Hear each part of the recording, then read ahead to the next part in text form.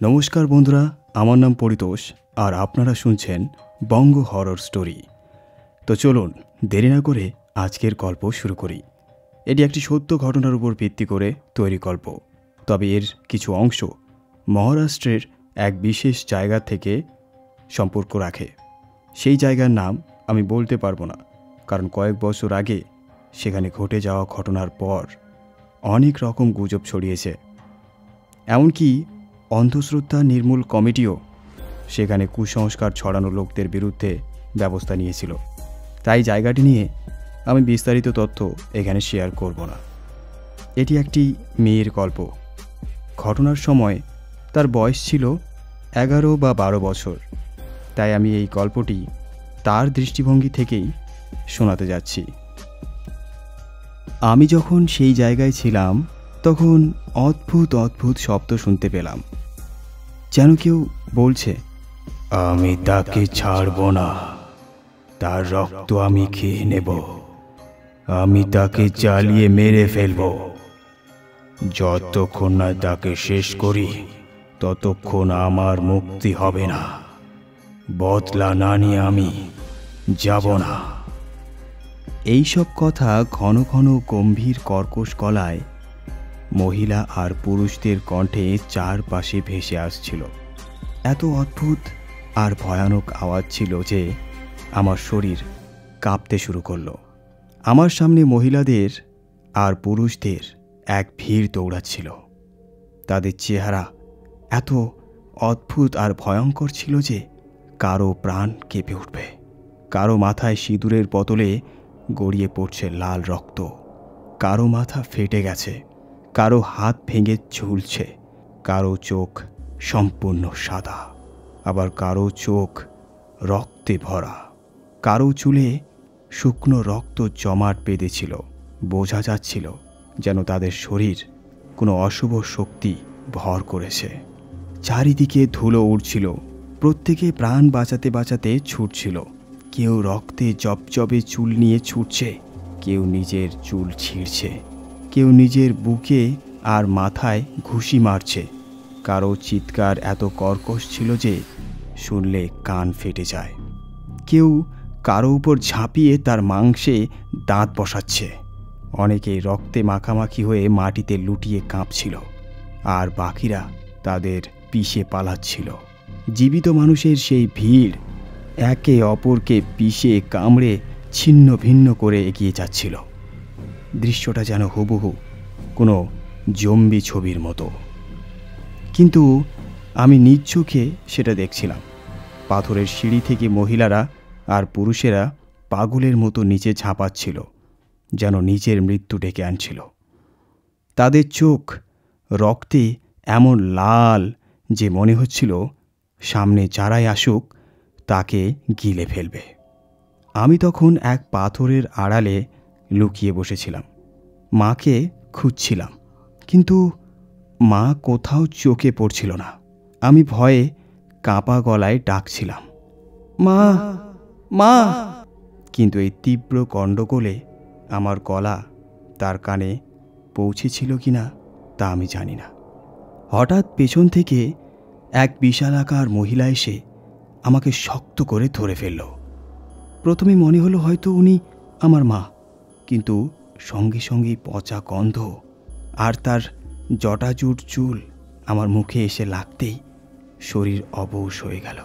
আমি তাকে ধাক্কা দিয়ে ছাড়ানোর চেষ্টা করলাম, কিন্তু তার আঁকড়ে ধরা যেন লোহার মতো শক্ত। তার নখ আমার পিঠে গেঁথে দিল। ঠিক তখনই ভিড়ের কারোর ধাক্কায় তার গ্রিপ আলগা হলো। আমি কোনো রকমে ছুটে গিয়ে ভিড়ের মধ্যে ঢুকে দৌড়াতে শুরু করলাম। একবার পিছন ফিরে তাকাতেই আমি যে মুখটা দেখলাম সেটা আমি সারা জীবন ভুলতে পারবো না। অদ্ভুত, ভীষণ ভয়ঙ্কর এক মুখ। শরীরের তুলনায় মাথা অনেক বড়, চুলের জট যেন 20 কিলো ওজনের, আর সেই চুল থেকে রক্ত ধারার মতো টপ টপ করে পড়ছিল রক্ত। মাথায় বড় একটা ফাটা ক্ষত, চোখ রক্ত লাল, তাতে পশুর মতো ক্ষুধা আর উন্মাদন। ঠোঁট ফেটে কালো দাঁত বেরিয়ে আছে, নখের মতো তীক্ষ্ণ, আর সব মিলিয়ে সেই পাগলাটে শয়তানি হাসি। মুখটা দেখেই আমার নিঃশ্বাস আটকে গেল। আবার দৌড়তে শুরু করলাম, কিন্তু হঠাৎ পা ফসকে গিয়ে এক পাথরের ধাক্কা খেলাম। মাথায় চোট লাগলো, চোখের সামনে অন্ধকার নেমে এলো, আর আমি অচেতন হয়ে পড়ে গেলাম। যখন জ্ঞান ফিরল, আমি সম্ভবত হাসপাতালে ছিলাম। কেউ স্ট্রেচার টানছে, কেউ রক্তে ভেজা কাপড় চেপে ধরে আছে। আমার পাশে বাবা আর কাকা দাঁড়িয়ে। আমি চোখ খুলতেই তারা ছুটে এলেন। আমি উঠতে যাচ্ছিলাম, তারা ইশারায় শুয়ে থাকতে বললেন, কিন্তু চোখ খোলার সঙ্গেই আবার সেই মুখটা স্পষ্ট ভেসে উঠল। লাল জ্বলন্ত চোখ, ফাটা ঠোঁট আর শয়তানি হাসি। আমার শরীর কেঁপে উঠল, শ্বাস গলায় আটকে গেল, শরীর কাঁপতে লাগলো, সব ঝাপসা হয়ে এলো, শুধু সেই মুখটাই স্পষ্ট দেখা যাচ্ছিল। আমার অবস্থা দেখে বাবা তৎক্ষণাৎ ডাক্তারকে ডাকলেন। ডাক্তার এসে পরীক্ষা করলেন আর এক অদ্ভুত কাজ করলেন। তিনি আমার হাতে দেবীর ছোট্ট একটা মূর্তি দিলেন আর বললেন, এটা হাতে ধরে 2 মিনিট ধরে তাকিয়ে থাকো। আমি কিছুই বুঝতে পারছিলাম না। শব্দ এত বেশি ছিল যে তার কথা স্পষ্ট শুনতে পাইনি। পরে বাবা কানে কানে এই কথা বললেন। আমি দেবীর মূর্তির দিকে তাকালাম, আর কয়েক সেকেন্ডের মধ্যেই সব ধীরে ধীরে নিয়ন্ত্রণে আসতে লাগলো। ডাক্তার আবার আমার চোখ পরীক্ষা করলেন, কিছু ওষুধ দিলেন আর বললেন, তাকে এখনই বাড়ি নিয়ে যান, না হলে আবার সমস্যা হতে পারে। বাবা ডাক্তারকে ধন্যবাদ দিলেন, আর কাকা রানা গাড়িতে আমরা সবাই উঠলাম। সেই জায়গা থেকে বেরোতেই দেখলাম ওটা আসলে এক বিশাল মেডিকেল ক্যাম্পের মতো। শত শত মানুষের একসঙ্গে চিকিৎসা চলছে। কারো চোখ ফেটে গেছে, কারো হাত ভাঙা, কেউ রক্তে ভিজে শুয়ে আছে, আর তাদের সঙ্গে আমিও ছিলাম। পার্থক্য শুধু এই যে আমি সামান্য হুঁশে ফিরেছিলাম। গাড়ি এগিয়ে চলল। আমার চোখ চলে গেল পাহাড়ের দিকে। পাহাড় থেকে তখনও ঘন কালো ধোঁয়ার স্তূপ আকাশে উড়ছিল। চারপাশে শুধু রক্ত আর রক্ত। মাটির উপর সর্বত্র রক্তের ছিটে। জায়গায় জায়গায় পোড়া লাশ ছড়িয়ে ছিটিয়ে পড়ে আছে। এখনও কিছু দেহ ওখানেই পড়ে আছে। কোথাও কাপড় পর্যন্ত চেনা যাচ্ছে না, শুধু সেই পোড়া কাপড়ের সঙ্গে জড়িয়ে থাকা মৃতদেহ চোখে পড়ছে। কোথাও কোথাও কোথাও কোথাও এখনও আর্তনাদের শব্দ ভেসে আসছে। বুঝতে পারছিলাম না সেই শব্দগুলো জীবিত মানুষের নাকি মৃতদের। বাবা আমার চোখ 2 হাত দিয়ে ঢেকে দিলেন এবং কাকাকে বললেন, গাড়ি তাড়াতাড়ি এখান থেকে বের করে নাও। গাড়ি দ্রুত ঘুরে গ্রামের দিকে চলল। কয়েক মিনিটের মধ্যেই আমরা আমাদের বাড়ির সামনে পৌঁছে গেলাম। এরপর বলার আগে একটু বাড়ির কথা বলি। আমাদের ছোট্ট 4 কামরার বাড়ি। বাড়ির সামনে একটি বোর্ড ঝুলন্ত, শিবানী বেল ভাণ্ডার, শুদ্ধ কুণ্ডলগিরির পেড়া। এটা আমাদের ছোট্ট দোকান ছিল, কিন্তু এখন সেই দোকান আগুনে পুড়ে সম্পূর্ণ ভেঙে ছাই হয়ে পড়ে আছে। সেই মুহূর্তে সব কিছু যেন চোখের সামনে আবার ভেসে উঠল। ওই আগুন, ধোঁয়া আর দোকানের ভস্ম হয়ে যাওয়া। আমি ঘরে ঢুকতেই কাকিমা আমার চোখে নজর কেটে দিলেন। লবণ আর সর্ষে ঘুরিয়ে বাইরে ফেলে দিলেন। তারপর রুটির টুকরো নামিয়ে মাটিতে রেখে তার উপর জল ছিটিয়ে মুখ ফিরিয়ে নিলেন। তারপর আমাকে আমার ঘরে নিয়ে গিয়ে শুইয়ে দিলেন। আমি বারবার মায়ের খোঁজ করছিলাম, কিন্তু সবাই ইচ্ছে করেই কোনো উত্তর দিল না। মাথা ভার হয়ে গিয়েছিল। কখন ঘুমিয়ে পড়েছিলাম তা টের পাইনি, কিন্তু ঘুমোতে না যেতেই সেই ভয়ঙ্কর দৃশ্য আবার চোখের সামনে ভেসে উঠতে লাগলো। প্রতিটি ছবি, প্রতিটি মুহূর্ত আবারও জেগে উঠছিল। মনে আর মগজে একটাই প্রশ্ন ঘুরছিল, এসব কিভাবে ঘটল? সেদিনও যেমন সব সময় হয়, আমি আর মা পাহাড়ে দেবীর দর্শন করে দোকানে ফিরছিলাম। উৎসবের সময় ছিল, ভিড় অজস্র, তাই শুধু দেবীর দর্শন করেই আমরা দোকানে ফিরে এলাম। উৎসব উপলক্ষে বাবা আর কাকাও সকাল সকাল দোকানে চলে এসেছিলেন। আমরা ফিরতেই তারা নাস্তা করতে বাড়ি গেলেন। দোকানে আমরা বেলপাতা, ফুল, দেবীর জন্য শাড়ি, সবুজ চুড়ি, নারকেল, পেড়া, মিষ্টি, মানুষের যা দরকার সবই দিচ্ছিলাম। ভিড় এমনই ছিল যে মাথা তুলে দেখার সময় ছিল না। চারদিক ঢোল নাগাড়ের শব্দ মুখর। মহিলারা দেবীর আভা পেয়ে নাচছিলেন, উন্মাদ হয়ে ঝুমছিলেন। আমাদের কাছে এটা স্বাভাবিক ছিল, কিন্তু সেই ভিড়ের মধ্যেই হঠাৎ মনে হলো কেউ যেন আমাকে গভীরভাবে লক্ষ্য করছে। হাজার হাজার মানুষের মধ্যে সেই দৃষ্টি আলাদা ছিল, এত ভারী, এত ঠান্ডা যে আমার নিঃশ্বাস গলায় আটকে গেল। আমি ঘুরে তাকাতেই শুধু কালো ধোঁয়া দেখতে পেলাম। আসলে গতকাল থেকে আমার নজরে পড়েছিল কিছু অদ্ভুত ব্যাপার। পাহাড়ের নিচে কিছু অচেনা মানুষ বসেছিল, কালো কাপড়ে ঢাকা, মুখ আধা আধি ঢাকা। তারা সামনে একটি পুরনো ছেঁড়া গাঁঠর পড়ে থাকত। পথ চলতি কিছু মানুষ তাদের কাছে যেত, তারা কিছু করত আর তারপর সামনে এগিয়ে যেত। কখনো কখনো সেই কালো কাপড় পরা লোকেরা ভিড় থেকে কাউকে কাছে রাখত, আস্তে আস্তে কিছু বলতো, অদ্ভুত অঙ্গভঙ্গি করত। তারপর সেই কাঠুর থেকে একটি অদ্ভুত কালো নারিকেল বের করে তার হাতে ধরিয়ে দিত। উপরে থেকে দেখলে স্বাভাবিক মনে হলেও ভেতরে ভেতরে ভীষণ ভয়ঙ্কর সঞ্চার করছিল, কারণ এরকম দৃশ্য আমি আগে কখনো দেখিনি। আমি মাকে ইশারায় সব দেখালাম। মা বড় বড় চোখ করে আমার দিকে তাকালেন আর শুধু বললেন, ওদিকে খেয়াল করিস না, তুই নিজের কাজ কর। আমি চুপ হয়ে গেলাম। আমাদের কাছে দেবীর উৎসব মানে ছিল বড় অনুষ্ঠান। মা সেদিন সকালে আমাকে কথা দিয়েছিলেন, সন্ধ্যা পর্যন্ত দোকানে বসবি, তারপর যা চাইবি তাই দেব। তাই পুরো সময় দোকানেই কাটালাম। আগে কখনো দোকানে এতক্ষণ বসিনি। স্কুল, বাড়ি, পড়াশোনায় সময় চলে যেত। মাঝে মাঝে খাবার দিতে বা ছোটোখাটো কাজে বাড়ি যেতাম। এটাই ছিল প্রথমবার এতক্ষণ ধরে দোকানে থাকা। আমরা কাজে ব্যস্ত ছিলাম। হঠাৎ উপরের পাহাড়ের সিঁড়ি থেকে চিৎকার ভেসে এলো। প্রথমে মনে হলো দেবীর আভা এসেছে, মহিলারা হয়তো নাচছে। উৎসবে এমনই হতো। দুপুরে দেবীর আরতি শুরু হলে মহিলারা নিজেদের দেবীর নাম নিয়ে কোমরে আঁচল গুজে ঘু ঘু আওয়াজ করে কাঁপতে কাঁপতে ঝুমতেন। কিন্তু এবার চিৎকার থামছিল না, সুর বদলে যাচ্ছিল। ওগুলো ছিল রক্ত হিম করা চিৎকার। আর তখনই দেখলাম সব দিকে হট্টগোল শুরু হয়ে গেছে। মানুষ পাগলের মতো এদিক ওদিক ছুটছে। আমি দোকানে প্যাড়া দিচ্ছিলাম, কিন্তু সেই দৌড়ঝাঁপ দেখে ভয় পেয়ে ছুটে গিয়ে মায়ের গা আঁকড়ে ধরলাম। তখন মানুষের চিৎকার আকাশ ভরিয়ে তুলেছে। রক্তে ভেজা মানুষ সিঁড়ি থেকে গড়িয়ে পড়ছে। গড়াতে গড়াতে তাদের গলা থেকে অদ্ভুত শব্দ বের হচ্ছিল। কেউ পশুর মতো গর্জন করছে, কেউ ভয়ঙ্কর হাসি হেসে উঠছে, কেউ অসহ্য চিৎকার করছে। মা আমার মুখ আঁচলে ঢেকে দিলেন, তার হাত কাঁপছিল।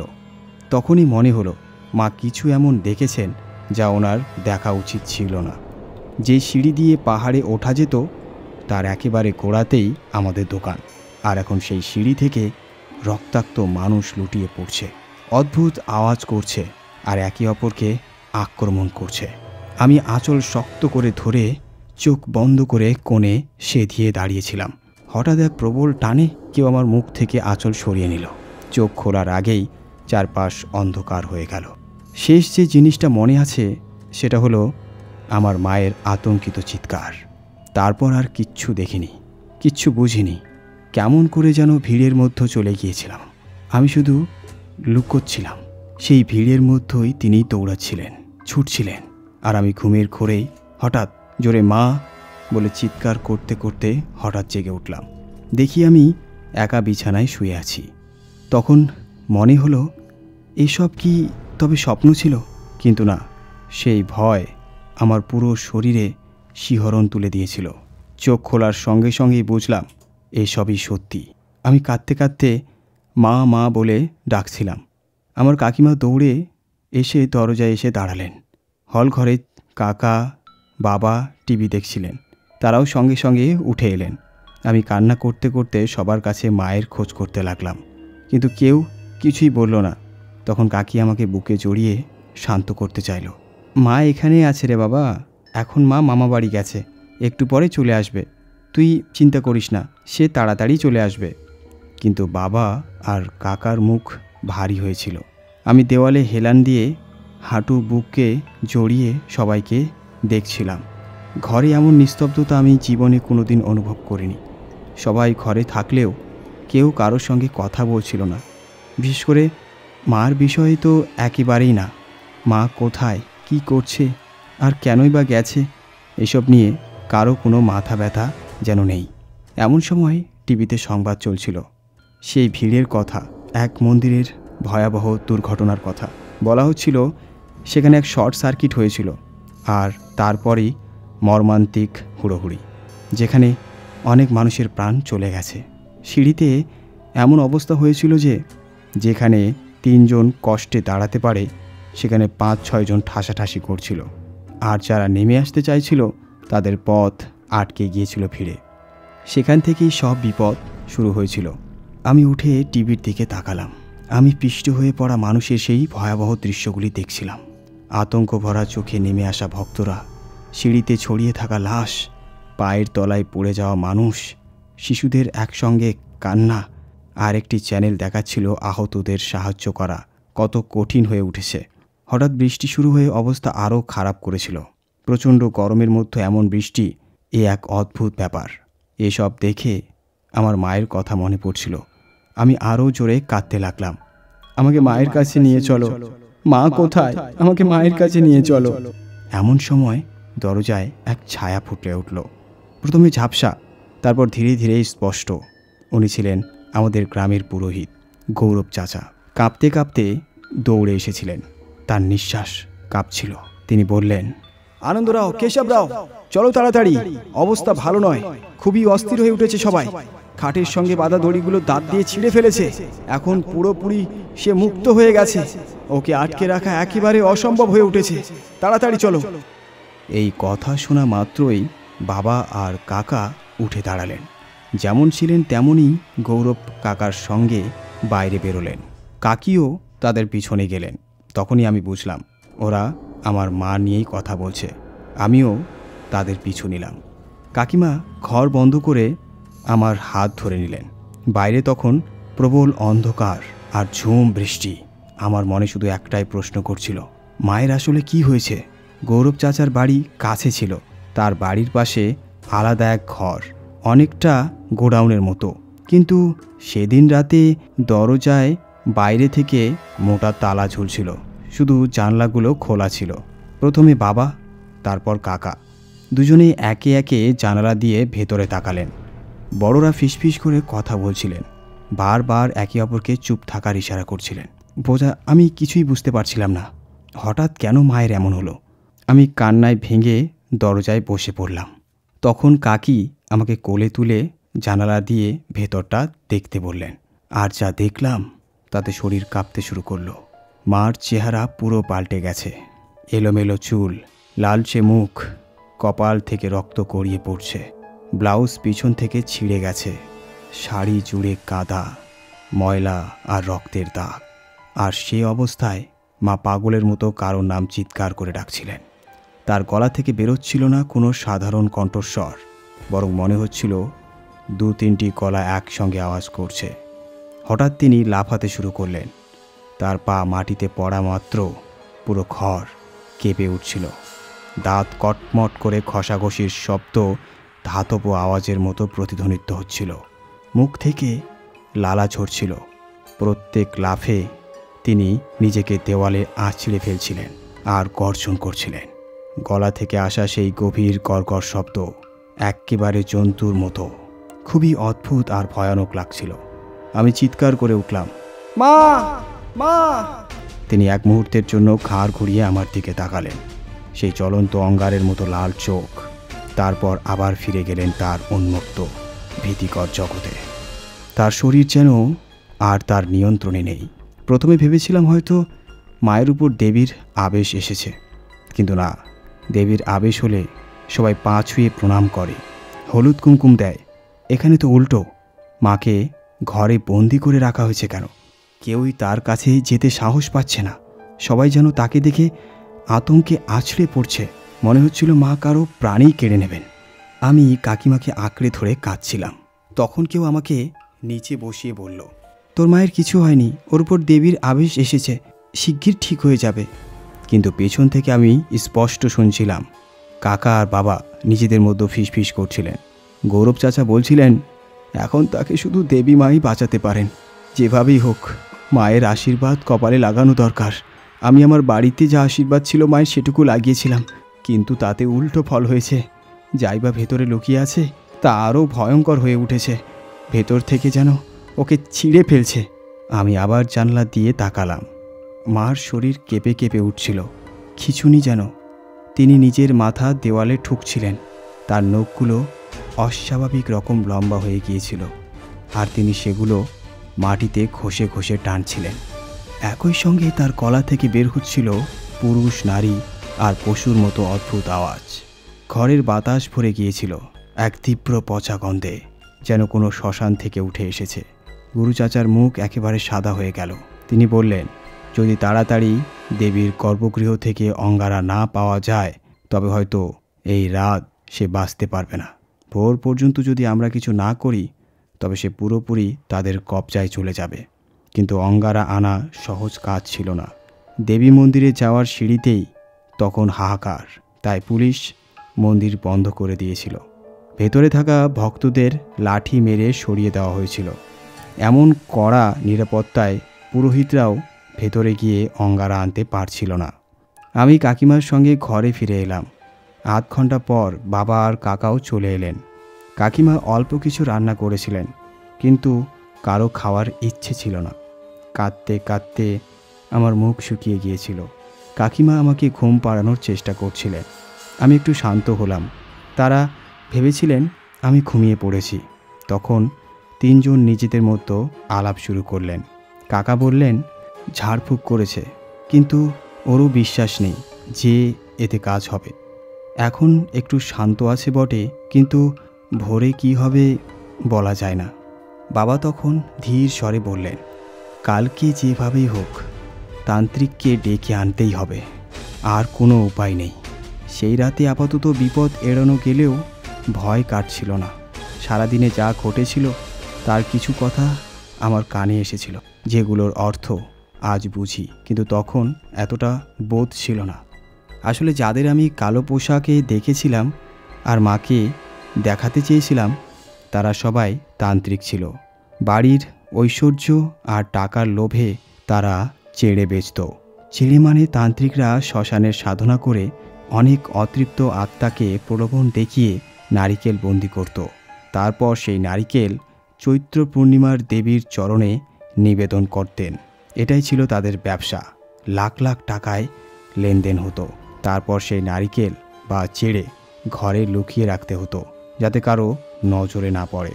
কিন্তু সেদিন ভিড় অস্বাভাবিক বেশি ছিল। হাজার হাজার মানুষের হাতে সেই নারকেল ছিল। হঠাৎ একটা গুজব ছড়িয়ে পড়ল, আর ভিড়ে হুড়োহুড়ি শুরু হয়ে গেল। অনেকের হাত থেকে নারিকেল পড়ে গেল, কিছু খাদের দিকে গড়িয়ে গেল, কিছু পাথরে আছড়ে ফেটে গেল, আর সেগুলো মাটিতে পড়তেই ভিতরে বন্দি আত্মারা মুক্তি পেল। মন্দিরের বাইরে অনেক আত্মা ছুটে বেড়ালো, আর সেই ক্রুদ্ধ রক্তপিশাচু আত্মারা মানুষের দেহ দখল করতে শুরু করলো।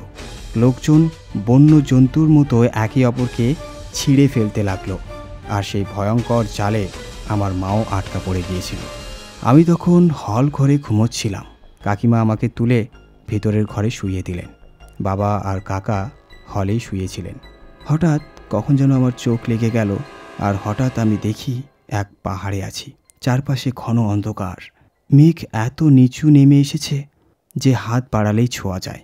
দোকানের পাশে ভিড় জমেছে। অদ্ভুত এক কোলাহল আর টান টান উত্তেজনা। হঠাৎ আমাদের দোকানের সামনে ধপাস করে কোনো ভারী জিনিস পড়ল। আমার বুক ধকধক করতে লাগলো। চোখ তুলেই দেখি পুরো শরীর কেঁপে উঠল। 50 এক তৃতীয়পন্থী মানে হিজড়া মাটিতে মৃত অবস্থায় পড়ে আছে। কপালে ছাই আর তিলকের দাগ। জটাজুট চুল সাপের ফণার মতো ছড়িয়ে আছে। নাক ফেটে গেছে, মুখে রক্ত, গাল ছিঁড়ে গেছে, চামড়া মাটির ভেতরে চাপা পড়েছে। চোখ দুটো পুরো খোলা, সরাসরি আমার দিকে তাকিয়ে। এক চোখে ভেতর থেকে কৃমি ঢুকছে আর বার হচ্ছে। গায়ে ছেঁড়া সবুজ শাড়ি, সবুজ ব্লাউজ, হাতে সবুজ কাঁচের চুড়ি, পায়ে চপ্পল, পাশে বাঁশের 5টা টেকরি, তার ভেতর লাল মালা, কাউরির মালা আর কিছু জড়িয়ে থাকা সামগ্রী। সব দেখে আমার রক্ত জমে গেল। আমি মায়ের দিকে দৌড়াতে যাচ্ছিলাম, হঠাৎ কেউ আমার পা চেপে ধরল। পেছনে তাকিয়ে দেখি সেই তৃতীয়পন্থী, মানে সেই হিজড়া। এখন তার মৃত দৃষ্টি জীবন্ত হয়ে উঠেছে। চোখ দুটো জ্বলন্ত অঙ্গারের মতো লাল, আর ফাটা ঠোঁটে ছড়িয়ে আছে ভয়ঙ্কর হাসি। দৃশ্যটা ছিল আতঙ্কজনক। তার গলা থেকে বেরোলো এক কর্কশ, কাঁপিয়ে দেওয়া শব্দ। আমাকে একা ছেড়ে চলে যাচ্ছিস? থেমে যা, থেমে যা, আমিও তোর সঙ্গে আসতে চাই। আমি ভয়ে পা ছাড়াতে লাগলাম। মনে হচ্ছিল কেউ আমার পা শক্ত করে চেপে ধরেছে। আমি চিৎকার করতে চাইলাম, কিন্তু মুখ থেকে কোনো শব্দ বেরোলো না। শুধু কানে নিজের চিৎকারই প্রতিধ্বনিত হচ্ছিল। হঠাৎ দেখি চারপাশে সব ভিড় উধাও হয়ে গেছে, শুধু আমি আর সে। আমাকে বাঁচানোর মতো কেউ আর নেই। হঠাৎ এক মৃদু শব্দ কানে এলো, শিবানী, শিবানী, চোখ খোল বেটা। আমি ভারী চোখ মেলে দেখি আমার সেই কাকা আমার সামনে দাঁড়িয়ে। পাশে কাকিমাও বসে আছেন আমার পায়ের কাছে। বাবা আমার 2 হাত শক্ত করে ধরে রেখেছেন। ওদের দেখে আমি হাউমাউ করে কাঁদতে লাগলাম। কাকিমা তড়িঘড়ি আমাকে বুকে টেনে নিলেন। কিচ্ছু হয়নি বাবা, ওটা শুধু স্বপ্ন ছিল, তোর কিচ্ছু হয়নি, শান্ত হ বাবা, শান্ত হ। কিন্তু আমার বিশ্বাস হচ্ছিল না। আমি যা দেখেছি সেটা স্বপ্ন নয়, ওটা ছিল এক ভয়ঙ্কর সত্যি। আমার শরীর পুরো ঠান্ডা হয়ে গিয়েছিল, আঙ্গুলগুলোতে অসাড় হয়ে পড়েছিল। সারা রাত আমার চোখে ঘুম আসেনি। আমি কাকিমাকে আঁকড়ে ধরে শুয়ে রইলাম। তারপর চোখের জল থামছিল না। তিনি বারবার আমার মুখে হাত বুলিয়ে একটাই কথা বলছিলেন, সব ঠিক হয়ে যাবে, কিচ্ছু হবে না। দেখ, মা দেবীর পাহাড়ের উপর বসে আছেন আমাদের রক্ষা করার জন্য, তোকে কিচ্ছু হতে দেবে না। কাকা কাকিমার নিজের কোনো সন্তান ছিল না, তাই আমাকে নিজেদের মেয়ে হিসাবেই আগলে রাখতেন। কাকিমা তো আমার মায়ের চেয়েও বেশি যত্ন নিতেন। আমাকে ওই অবস্থায় দেখে তাদের মন ভেঙে যাচ্ছিল, কিন্তু তাদের হাতেও কিচ্ছু করার ছিল না। গুরু চাচা আমার কপালে ভস্য আর কুমকুম মাখালেন, গলায় তাবিজ পরালেন। তবু আমার মনে যে ভয় বাসা বেঁধেছিল তা একটুকুও কমল না। চোখ বন্ধ করতেই আতঙ্ক হচ্ছিল, যেন আবার সেই দৃশ্য ফিরে আসবে আরও ভয়ঙ্কর রূপে। প্রতিটি মুহূর্তে পরিবেশ ভারী হয়ে আসছিল। সকলে শুধু সকালের অপেক্ষায় ছিল। আর ধীরে ধীরে সকাল হয়ে গেল। আমি বিছানায় শুয়েছিলাম, কাকিমা রান্নাঘরে নাস্তা করছিলেন আমার চোখের সামনে। বাবা আর কাকা ঘরে ছিলেন না, সম্ভবত মায়ের কাছে গিয়েছিলেন। মায়ের কথা মনে হতেই আমি শাল জড়িয়ে দৌড়ে বাইরে বেরোলাম, কিন্তু গত রাতের স্মৃতি মনে পড়তেই শরীর কেঁপে উঠল। মা তখনও গুরু চাচার পাশের ঘরে বন্দি ছিলেন। আমি সেদিকে দৌড় দিলাম। পিছন থেকে কাকিমা ডাকতে লাগলেন, শিবানী, শিবানী, শিবানী, থাম বেটা, কোথায় যাচ্ছিস শিবানী? কিন্তু আমার কানে কিছুই পৌঁছালো না। গুরু চাচার বাড়ি পৌঁছালাম তো দেখি দরজাটা আধ খোলা। আমি সেখানেই থেমে গেলাম। ভেতরে ঢুকে দেখি খাটের দড়িগুলো ছিঁড়ে পড়ে আছে। খাটের 4টে পা যেন কেউ জোরে করে ভেঙে ফেলেছে। জানলার কাজ চূর্ণ বিচূর্ণ। আর মা কোথাও নেই। মেঝেতে রক্তের দাগ, আর সেই দাগগুলো টেনে নিয়ে গেছে একেবারে দরজার চৌকাঠ পর্যন্ত, যেন কাউকে জোর করে টেনে নিয়ে যাওয়া হয়েছে। মাথা একেবারে শূন্য হয়ে গেল আমার। হাঁটু গেড়ে বসে ফুপিয়ে ফুপিয়ে কাঁদতে লাগলাম। আবার হাউমাউ করে ভেঙে পড়লাম। পিছন থেকে কাকিমা এলেন। তারও কান্না থামার নাম নিচ্ছিল না। আমাকে তুলে নিয়ে এসে বাড়ির ভেতর দরজা বন্ধ করে দিলেন। তারপর আমরা দুজনেই ফুপিয়ে ফুপিয়ে কাঁদতে লাগলাম। আমি হকচকিয়ে বলে উঠলাম, কাকিমা, কাকিমা, বলো না মাকে কোথায় নিয়ে গেছে? ও কি আর ফিরে আসবে না? কিন্তু তার কাছে কোনো উত্তর ছিল না, শুধু আমার মাথায় হাত বুলিয়ে যাচ্ছিলেন। মায়ের এমন হঠাৎ ঘটে যাওয়া অবস্থায় গ্রামের কারো আশ্চর্য লাগলো না। কেউ খোঁজখবর নিতেও আসেনি, কারণ প্রতিটি ঘরেই অদ্ভুত অদ্ভুত ঘটনা ঘটছিল। সবাই আগেই ভয়ে কাঁপছিল। কেউ আর কারো বাড়িতে যাচ্ছিল না। সারাদিন আমি আর কাকিমা ঘরে বন্দি রইলাম। পরে জানতে পারি বাবা আর কাকা মাকে পাশের গ্রামে এক তান্ত্রিকের কাছে নিয়ে গিয়েছেন। তারপর কি ঘটেছে তখন শুধু আমাকে জানানো হয়নি, কিন্তু বড় হবার পর বাবা সব খুলে বলেছিলেন। মা পিছনের সিটে ছিলেন, শান্ত নয় বরং ভয়ঙ্কর তাণ্ডব করছিলেন।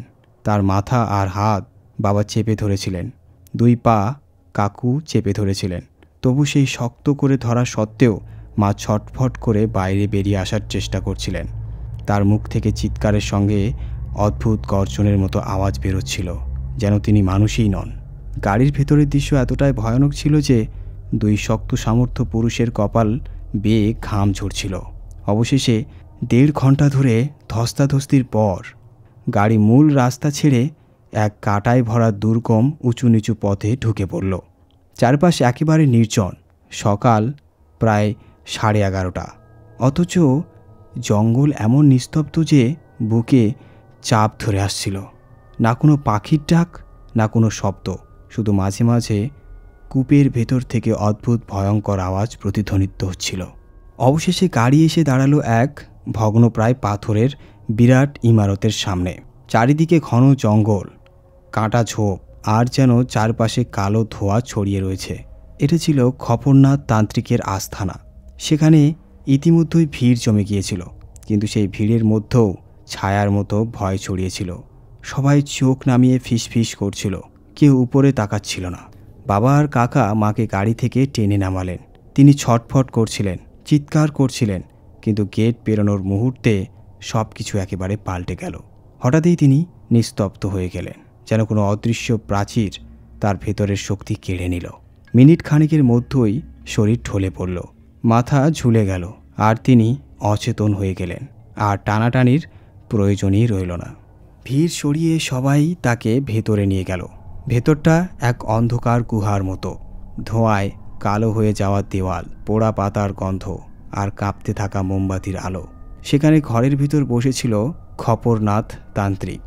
ভারী দেহ, গায়ে কালো লুঙ্গি, গলায় রঙিন মালার গুচ্ছ, কপালে শক্ত করে বাঁধা কালো কাপড়, যার ফাঁক থেকে জট পাকানো চুল সাপের মতো দুলছিল। চোখ লালচে, যেন ধোঁয়া আর মদের আগুনে জ্বলছে। এমন চোখে তাকালে কারো বুক কেঁপে ওঠে। তার ডান হাতে রাখা ছিল মোটা চামড়ার চাবুক, যেটা দিয়ে কতজনকে যে দংশন করেছেন কে জানে। সামনে অদ্ভুত সব জিনিস সাজানো, লাইনে লেবু, রক্তমাখা কুমকুমের গোলা, ভাঙা বাটি, হাড়গোড়, দুর্গন্ধ ছড়ানো হাড়ি, যেন জীবন্ত নরকের দৃশ্য। মাকে, মানে মন্দাকে, বসানো হলো খড়গনাথের সামনে। হঠাৎ তার চোখে এক আগুনের ঝলক দেখা দিল। একবার তাকাতেই ঘরের সব আলো কেঁপে উঠল। মা বসেছিলেন নিশ্চুপ, কিন্তু তার চোখ ছিল ফাঁকা, সাদা, যেন ভেতরে কোনো গোপন শক্তি লুকিয়ে আছে। খপরনাথ মন্ত্র উচ্চারণ শুরু করলেন। তার কণ্ঠ ছিল ভারী, খসখসে, যেন পাহাড়ের গিরিখাত থেকে শব্দ আসছে। মোমবাতির আলো থরথর করে কাঁপছিল। শুরুতেই মা একেবারে শান্ত ছিলেন, কিন্তু মন্ত্র যত জোরালো হতে লাগলো, তার ঠোঁট নিজে থেকে নড়তে শুরু করলো। তিনি কিছু বক বক করতে লাগলেন, কিন্তু সেই আওয়াজ তার নিজের ছিল না, সেটা ছিল বজ্র গর্জনের মতো ভয়াবহ। থাম, আমাকে কেউ আটকাতে পারবে না, তুইও না। হঠাৎ ঘরের সব মোমবাতি জ্বলে উঠল, আর তাদের আগুন থেকে তৈরি হলো সরু শিখা। দেওয়ালের অদ্ভুত অদ্ভুত ছায়া নাচতে লাগল, বাঁকা, ভয়ঙ্কর, উন্মুক্ত। মায়ের শরীর কেঁপে উঠল। তিনি হাত দুটো মাটিতে ঠুকতে লাগলেন, পা উপরে উঠে ধপাধপ মাটিতে পড়তে লাগল। তাকে সামলানো অসম্ভব হয়ে উঠল। মুখ থেকে অদ্ভুত দাঁত কিড়মিড় করার শব্দ বেরোচ্ছিল, যেন ভেতর থেকে কেউ বেরিয়ে আসতে চাইছে। তখন খপরনাথ কালো সুতো বাঁধা নারিকেল মায়ের শরীরের ঘুরিয়ে আগুনে ছুঁড়ে ফেললেন, আর একটানা মন্ত্র পড়তে লাগলেন। মায়ের শরীর থেকে কালো ধোঁয়া বেরোতে শুরু করলো। সেই ধোঁয়ার নিজস্ব রূপ ছিল না মানুষ না জন্তু, বরং এক কুৎসিত ফাঁকা চোখওয়ালা কাঁপতে থাকা ছায়া। ধোঁয়াটা ধীরে ধীরে খপরনাথের দিকে এগোতে লাগলো। ঘরের বাতাস পচা মাংসের মতো দুর্গন্ধে ভরে উঠল। শ্বাস নেওয়া দুষ্কর হয়ে গেল। মায়ের শরীর কাঁপছিল, তার চোখ থেকে রক্তের মতো লাল অশ্রু ঝরছিল। গলা থেকে আবার গর্জন শোনা গেল, এই দেহ আমার, আমাকে এখান থেকে কেউ তাড়াতে পারবে না, তুইও না। খপরনাথ তখন চামড়ার চাবুক হাতে তুলে নিয়ে মাটিতে সজোরে আঘাত করলেন। তার গর্জন এত ভয়ঙ্কর যে সবাই কানে হাত চাপা দিল।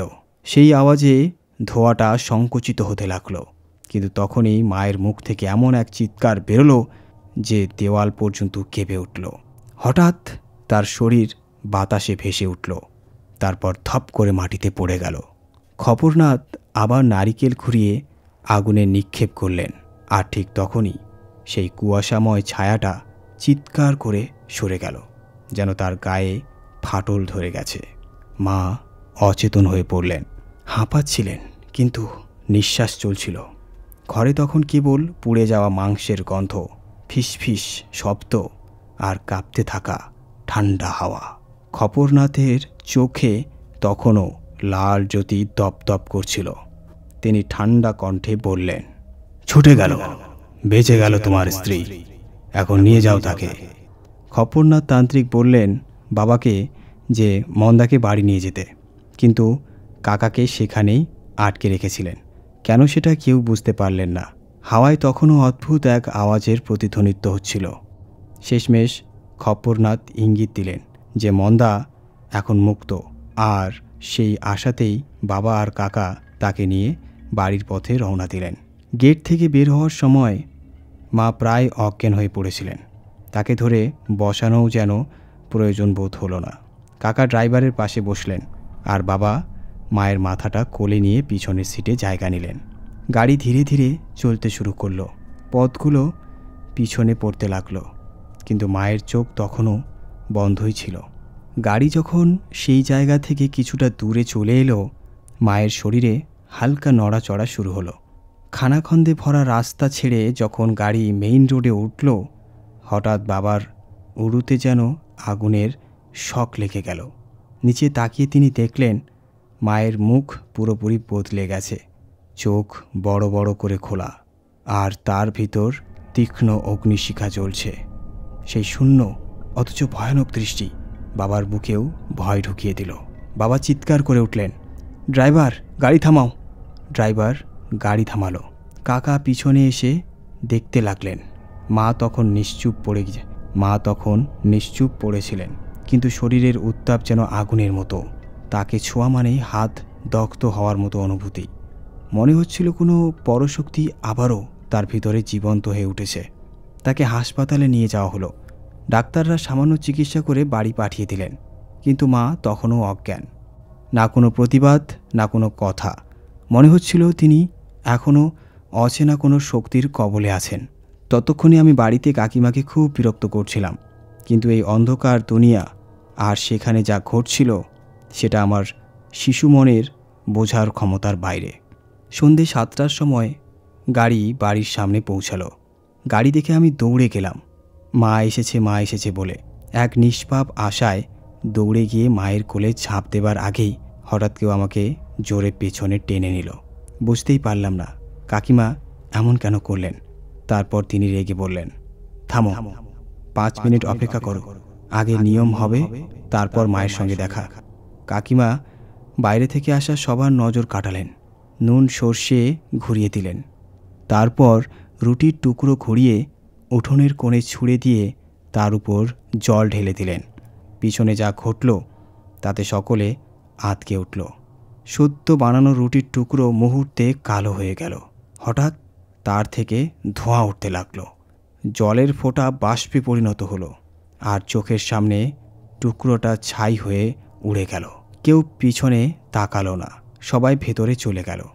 কিন্তু বাড়ির ভেতর হঠাৎ অদ্ভুত ঠান্ডা নীরবতা নেমে এলো। মাকে ভেতরের ঘরে শুইয়ে দেওয়া হলো। আমি তার পাশে ঘোরাফেরা করছিলাম, কিন্তু তার জ্বর তখনও থামেনি। আমাকে ঘর থেকে বের করে দেওয়া হলো। আমার খুব খারাপ লাগলো, চোখ ভিজে উঠল। তখনও আমি বুঝিনি সবাই তার খেয়ালই রাখছে, আর তখন সবার মুখে কিছুটা স্বস্তির রেখা ফুটে উঠেছিল। রাত অবধি সবাই খাওয়া দাওয়া করলো। আমি জেদ করলাম যে আমি মায়ের পাশে ঘুমাবো, কিন্তু কাকিমা মানা করলেন। তিনি আমাকে নিচের ঘরে শুইয়ে নিলেন। বাবা আর কাকা তখন হল ঘরে শুলেন। কাকিমা আমাকে বারবার বোঝাচ্ছিলেন, কাল তোমার মা একেবারে ভালো হয়ে যাবে, তারপর যত খুশি কথা বলো, আজ রাতে তোকে এখানেই বিশ্রাম নিতে হবে, ঠিক আছে? তান্ত্রিক খপ্পরনাথ মাকে রক্ষাসূত্রে বেঁধেছিলেন।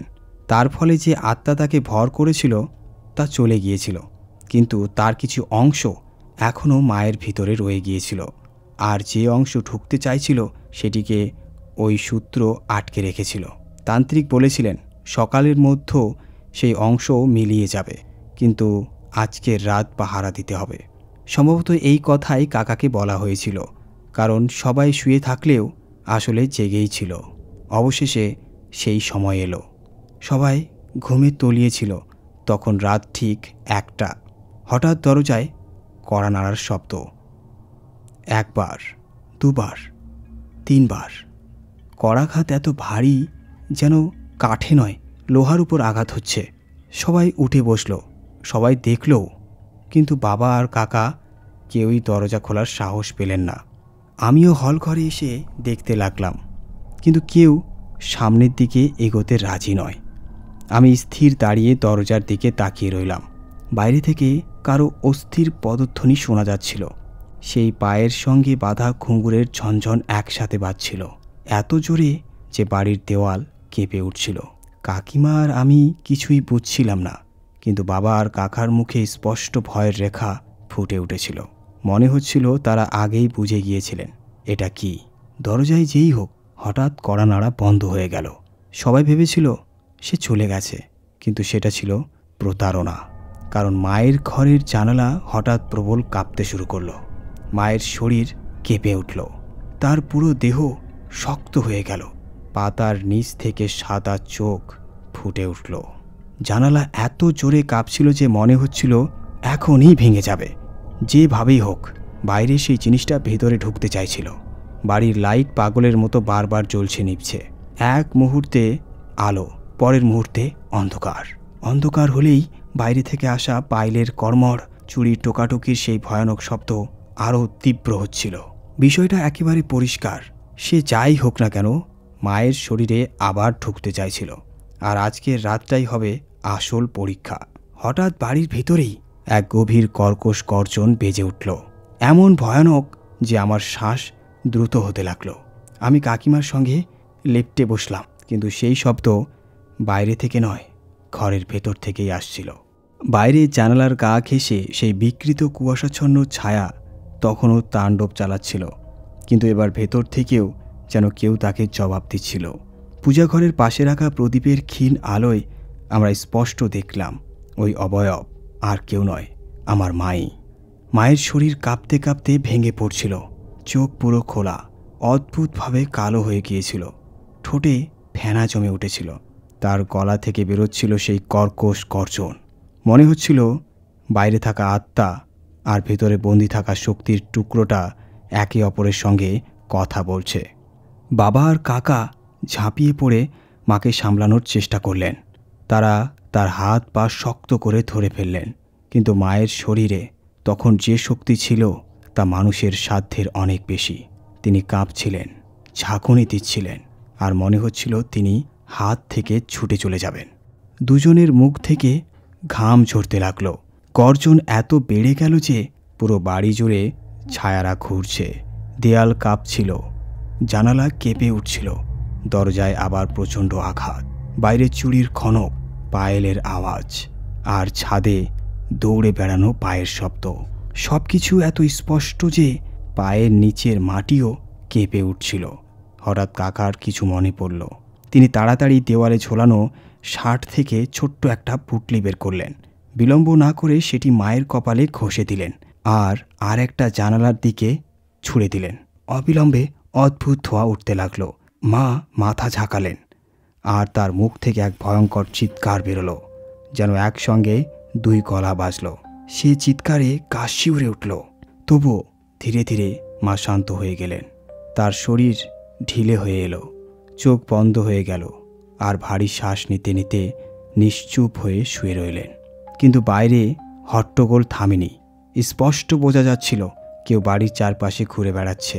কখনো জানলা কাঁপছে, কখনো দরজায় প্রচণ্ড আঘাত। মাঝে মধ্যেও ছাদে এমন শব্দ হচ্ছিল যেন ভারী কিছু ফেলে দেওয়া হয়েছে। টালির চাল এমনভাবে খটখট করছিল যেন কোনো লোহার শরীর সেটাকে ভেঙে দেওয়ার চেষ্টা করছে। এই তাণ্ডব চলল পুরো রাত, কিন্তু বাড়ির ভেতরে তৈরি সুরক্ষার বলয়, রক্ষাসূত্র আর পুটলির প্রভাবেই কিছুই ভেতরে ঢুকতে পারল না। ভোর হতে হতে সব ধীরে ধীরে শান্ত হয়ে গেল। আওয়াজ স্তব্ধ হলো, জানালা শান্ত হলো, ছাদের চাপও মিলিয়ে গেল। সবাই স্বস্তির নিঃশ্বাস ফেলল। কিন্তু বাড়ির দৃশ্য ছিল ভয়াবহ। মা হল ঘরে নিশ্চল পড়েছিলেন। এক রাতেই তার মুখ যেন বুড়িয়ে গেছে, চোখের নিচে গভীর কালি পড়ে গেছে, মুখটা হলদে আর নিস্তেজ। তবুও শ্বাস এখন স্বাভাবিক চলছে। জ্বরও নেমে গিয়েছিল। সকালে প্রথম আলো উঠতেই বাবা কোনো কিছু না ভেবে সোজা গ্রামবাসীদের মন্দিরে চলে গেলেন। সেখান থেকে সিঁদুর এনে বাড়ির দেবঘরে রাখলেন আর মায়ের কপালে দিলেন। আর ঠিক সেই মুহূর্তে সব কিছু বদলে গেল। মা একেবারে শান্ত হয়ে গেলেন, মুখও ধীরে ধীরে স্বাভাবিক হতে লাগলো। মনে হলো সেই অশুভ শক্তি শেষমেশ হেরে গেছে। আজও যখন আমরা সবাই একসাথে বসি আর এই ঘটনা আলোচনা হয়, তখন প্রত্যেকের শরীরে শিহরণ জাগে, আমাদের লোম খাড়া হয়ে যায়। মা যা সহ্য করেছিলেন তা মনে পড়লেই বুক কেঁপে ওঠে। কিন্তু শেষমেশে জগদম্বার কৃপা আর মা বাবার সেবার ফলে আমাদের গৃহদেবী আমাদের বাড়িকে ভেঙে পড়া থেকে রক্ষা করেছিলেন। তো বন্ধুরা, এটাই ছিল আজকের গল্প। আপনাদের কেমন লাগলো